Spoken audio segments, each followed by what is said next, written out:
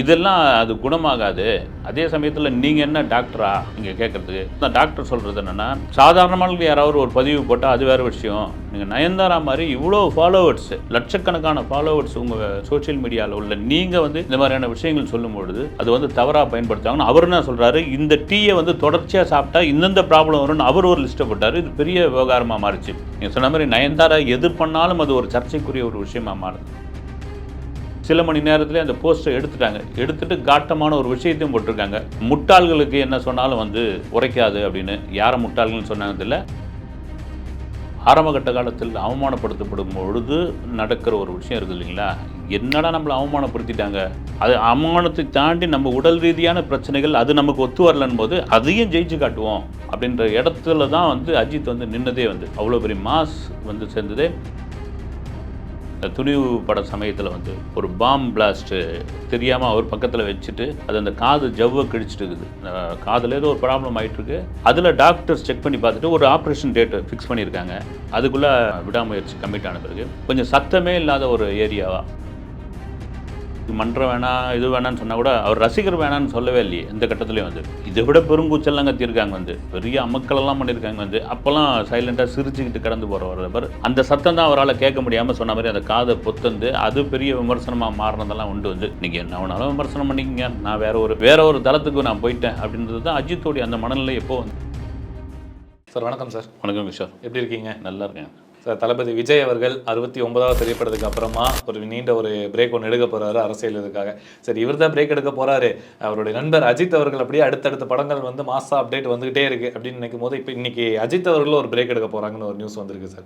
ஏன்னா அஜித் அவர்களுக்கு ஒரு ஆப்ரேஷன் நடக்க போகிறதாகவும் அந்த ஆப்ரேஷனுக்கு அப்புறமா ஒரு வருஷம் கிட்டத்தட்ட பிரேக் எடுக்க போகிறதா ஒரு செய்தி ஒன்று பரவலாக போயிட்டுருக்கு சார். அது எந்த அளவுக்கு உண்மை, என்ன சார் நடக்குது அஜித் சாருக்கு? இல்லை, ஆக்சுவலாக வந்து அது எந்த அளவுக்கு உண்மைன்னு தெரியல. அந்த ஆப்ரேஷன் ஒன்று நடக்க போகிறது ரைட்டு. ஆனால் ஒரே பக்கம் இந்த பக்கம் சோஷியல் மீடியாவில் பார்த்தீங்கன்னா AK-64, AK-65, 63 அப்படின்ட்டு ரஜினிக்கு இணையாக ஒரு பக்கம் அவங்க ட்ரெண்ட் பண்ணிக்கிட்டு இருக்காங்க. பிரசாந்த் நீல்கிட்ட கதை கட்டுக்கிட்டு இருக்காரு. அடுத்து யாருக்கிட்ட வந்து அதுக்கு அடுத்த படத்தை பற்றி பேசிக்கிட்டு இருக்காரு. இப்படிலாம் சொல்லிட்டு சொன்ன மாதிரி அவருடைய நண்பர் போட்டியாளர் அவர் ஒரு பக்கம் வந்து தளபதி 69க்கு பிறகு அரசியலுக்குள்ளே போகிறாரு. இப்போ அஜித் வந்து சோலோவாக என்ன பண்ணுவார்ன்ற மாதிரியே கேள்விகள்லாம் இருந்தது. வந்து எப்போவுமே ஒரு போட்டியாளர் இருந்தால் தானே உங்களுக்கு வந்து எம்ஜிஆர், சிவாஜி, ரஜினி, கமல் அப்படின்ற மாதிரியான ஒரு விஷயம் இருந்தால் தான் இவங்களுக்கும் ஒரு உற்சாகம் இருக்கும். அது வந்து என்ன சொல்கிறது, வந்து வெளியே நண்பர்களாக இருந்தாலும் திரைக்குள்ளே போட்டியாளுங்கிற ஒரு விஷயம். ஆனால் அஜித்துக்கு வந்து இந்த உடம்புல அவர் சொன்ன மாதிரி வந்து அவர் உடம்புல கத்தி வைக்காத இடமே கிடையாதுங்க. வந்து கிட்டத்தட்ட ஒரு முதுகுலேயே வந்து ஒரு 34-35 ஆப்ரேஷன் பண்ணியாச்சு. அஜித்னாலே ஆப்ரேஷன் தான் அப்படி இல்லை. இந்த இதுலேயும் வந்து ஒருத்தர் வந்து கட்ஸாக நிற்கிறது பெரிய விஷயம். நீங்கள் அந்த 90 காலகட்டங்களில் 2000 பார்த்தீங்கன்னா நடிச்சுக்கிட்டே இருப்பாப்பெல்லாம் நடித்து முடித்தவொடனே அந்த பெயின் தாங்க முடியாமல் போய் ஒரு ஃப்ளோர் பெட்டு போட்டுருவாங்க. அதில் போய் படுத்து கொஞ்ச நேரம் ரெஸ்ட் எடுத்துகிட்டு திரும்பவும் அந்த ஷாட்டுக்கு அப்படியே பழையபடியே வந்து அப்படி நிற்க ஆரம்பிச்சுட்டு இதெல்லாம் என்னென்னா அந்த வைராக்கியம் தான் ஒரு பக்கம் காரணம். ஆரம்பகட்ட காலத்தில் அவமானப்படுத்தப்படும் பொழுது நடக்கிற ஒரு விஷயம் இருக்குது இல்லைங்களா, என்னடா நம்மளை அவமானப்படுத்திட்டாங்க, அது அவமானத்தை தாண்டி நம்ம உடல் ரீதியான பிரச்சனைகள் அது நமக்கு ஒத்து வரலன்னு போது அதையும் ஜெயிச்சு காட்டுவோம் அப்படின்ற இடத்துல தான் வந்து அஜித் வந்து நின்னதே. வந்து அவ்வளோ பெரிய மாஸ் வந்து சேர்ந்ததே. இப்போ சமீபமாக அவருடைய உடல்நிலை இப்போ கூட பார்த்திங்கன்னா அஜர்பைஜானுக்கு ஏன் அவர் ஷூட்டிங் போகணுன்ற மாதிரியான கேள்வியெலாம் வந்தபோது நமக்கு கிடைச்ச தகவல் தான் நம்ம சேனலில் கூட சொல்லியிருந்தோம். வந்து இந்த துணிவு பட சமயத்தில் வந்து ஒரு பாம் பிளாஸ்ட்டு தெரியாமல் அவர் பக்கத்தில் வச்சுட்டு அது அந்த காது ஜவ்வை கிழிச்சிட்டு இருக்குது. காதில் ஏதோ ஒரு ப்ராப்ளம் ஆகிட்டுருக்கு. அதில் டாக்டர்ஸ் செக் பண்ணி பார்த்துட்டு ஒரு ஆப்ரேஷன் டேட்டு ஃபிக்ஸ் பண்ணியிருக்காங்க. அதுக்குள்ளே இந்த படம் விடாமுயற்சி கம்மிட் ஆன பிறகு கொஞ்சம் சத்தமே இல்லாத ஒரு ஏரியாவாக ரொம்ப அந்த நாய்ஸ் எதுவும் அந்த அளவுக்கு இல்லாமல் இந்த ரோட்டில் சில இடங்கள்லாம் பண்ணால் அந்த வண்டி வாகனம் ஓடிக்கிட்டே இருக்கும். அதுவும் ஒரு காரணம். ரெண்டாவது லொக்கேஷன் அஜர்பைஜான் வந்து ஒரு அந்த கதைக்கு பொருத்தமான ஒரு நாடாக இருந்ததுன்னு போனாங்க. ஆனால் முக்கியமாக போனது அதுதான். அங்கே போன பிறகு பார்த்திங்கன்னா அந்த ப்ராப்ளம் அவரை தொடர்ந்துக்கிட்டே இருந்திருக்குது. அப்புறம் துபாயில் போய் அதுக்கு வந்து டெஸ்ட் பண்ணி பார்த்தோன்னே இங்கேயே ஆப்ரேஷன் பண்ணிடலான்னு சொல்லியிருக்காங்க. அதுதான் அப்போலோ ஹாஸ்பிட்டல் நடந்தது.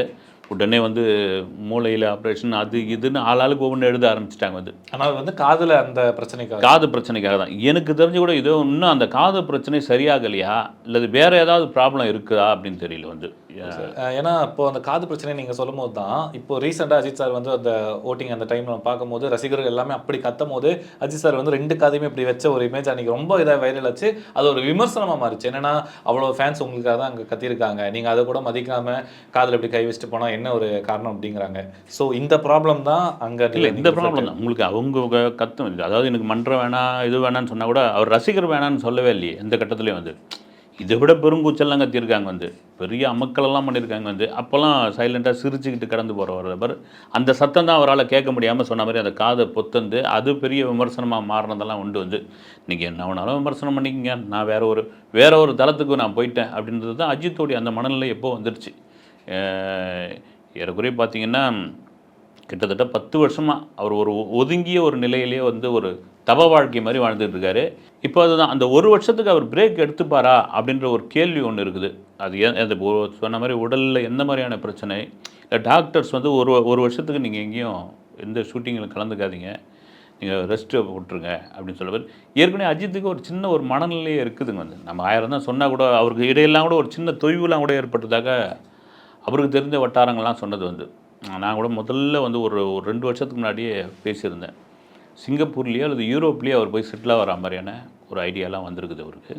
இதெல்லாம் தாண்டி திரும்பவும் அந்த என்ன சொல்கிறது, நீங்கள் ரசிகர்கள் வேண்டாம், ரசிகர் மன்றம் வேண்டான்னு சொன்னாலும் சரி, அந்த கொண்டாட்டத்தை பார்த்துக்கிட்டு இருக்காருல்ல.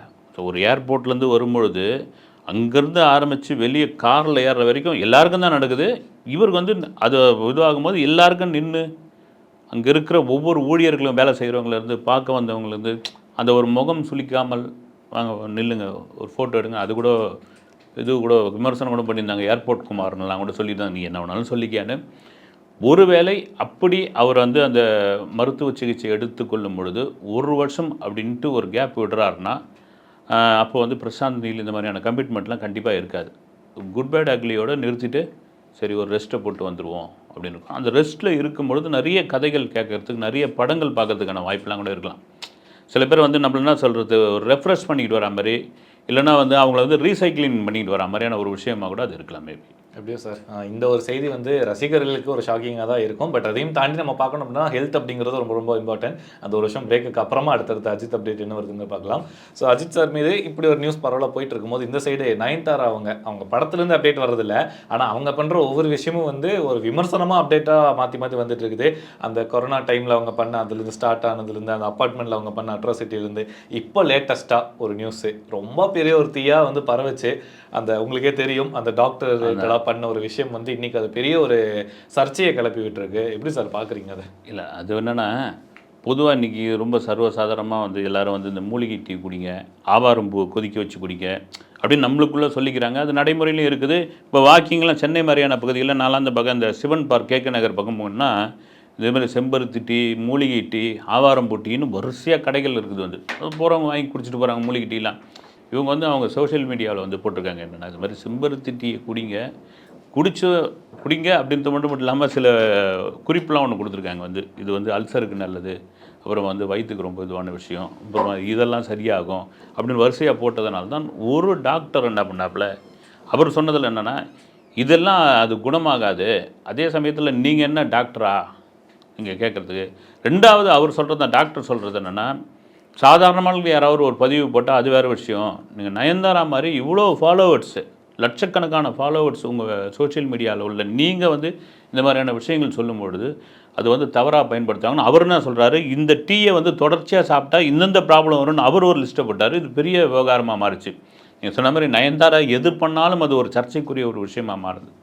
மிக்ஜாம் புயலில் வந்து இந்த நாப்கின் கொடுத்தது அதெல்லாம் வந்து ஒரு தவறான ஒரு விஷயம். அதுக்கெலாம் வந்து நம்ம தான் முதல்ல ஒரு கண்டனம் சொன்னது. அது கூட ஏன் நாலேஜுக்கு வராமல் வந்து அவங்க மார்க்கெட்டிங்கில் இருந்தவங்க அந்த ப்ராடக்டை வந்து அதை இந்த ஒரு ரிப்புங்க இவங்கெல்லாம் கொண்டு போய் அது ஒரு அட்வர்டைஸ்மெண்ட்டாக பண்ணிட்டாங்க. அது ஒரு தவறான ஒரு விஷயம் தானே. அப்புறம் பார்த்திங்கன்னா அப்பார்ட்மெண்ட்டில் நடந்த அட்ராசிட்டி, அவங்க குடியிருப்பு, அந்த குடியிருப்பு வாசிகள் சொன்னது, நீங்கள் வேணால் நயன்தாரா இருக்கலாம், இந்த குடியிருப்பை பொறுத்தவரைக்கு நீங்களும் எங்களுடைய சக குடியிருப்பு வாசிகள் தான். அதனால் வந்து உங்கள் குழந்தை விளையாடும் போது எங்கள் பசங்க எங்கேயோ வீடியோ எடுத்துகிட்டு இருந்தால், ஃபோட்டோ எடுத்துகிட்டு இருந்தால் அதை வாங்கி நீங்கள் டெலீட் பண்ணுவீங்களா அப்படின்னு. அதே போல் வந்து இந்த ஆன்லைன் உணவுலாம் கொண்டு வரவங்களை வந்து மெதுவாக வாங்க, குழந்தைங்க வந்து இங்கே விளையாடிக்கிட்டு இருக்கு, அதனால் வந்து ரொம்ப ஸ்லோவாக வரணும், அங்கேயே நிறுத்திடணும் அப்படின்னு நீங்கள் இண்டிவிஜுவல் வீட்டில் என்ன வேணாலும் சொல்லலாம். இப்போ கூட வந்து அங்கேருந்து மாறிட்டாங்கன்னு சொல்லியிருந்தாங்க. இப்போ லீலா பேலஸ் ஹோட்டல் பக்கத்தில் அதுவும் பார்த்திங்கன்னா ஒரு அப்பார்ட்மெண்ட்டு தான். ஆனால் இந்த மாதிரி தொந்தரவுகள்லாம் இல்லாத இடத்துல அவங்க மாறிட்டாங்கன்னு சொன்னாங்க. இப்போ இந்த செம்பருத்தி டீ விவகாரம் வந்து இப்படி ஆனது. கொஞ்சம் அடுத்த ஒரு சில மணி நேரத்திலே அந்த போஸ்ட்டை எடுத்துட்டாங்க. எடுத்துட்டு காட்டமான ஒரு விஷயத்தையும் போட்டிருக்காங்க. முட்டாள்களுக்கு என்ன சொன்னாலும் வந்து உரைக்காது அப்படின்னு. யாரை முட்டாள்கள்னு சொன்னாங்கதில்ல. அப்புறம் அவங்களுடைய ஒரு டாக்டர் ஒரு பதிவு போட்டிருக்காரு வந்து. இன்றைக்கி செம்பருத்தி டீன்ட்டு எல்லாரும் குடிச்சிட்டு நம்ம சொன்ன மாதிரி தான் குடிச்சிட்டு இருக்காங்க. இதில் சொன்னதில் என்ன தப்பு அப்படின்ட்டு. இதெல்லாம் சரி பண்ணுது. அப்படி சரி பண்ணாமல் அவர் என்ன சொல்கிறாரு, இன்றைக்கி வந்து ஒரு ஸ்பாவுக்கு போகிறீங்க. அந்த ஸ்பாவிலேயே அந்த பூவை பயன்படுத்துகிறாங்க வந்து. வேறு ஒரு உணவுப் பொருளையும் சேர்க்குறாங்க.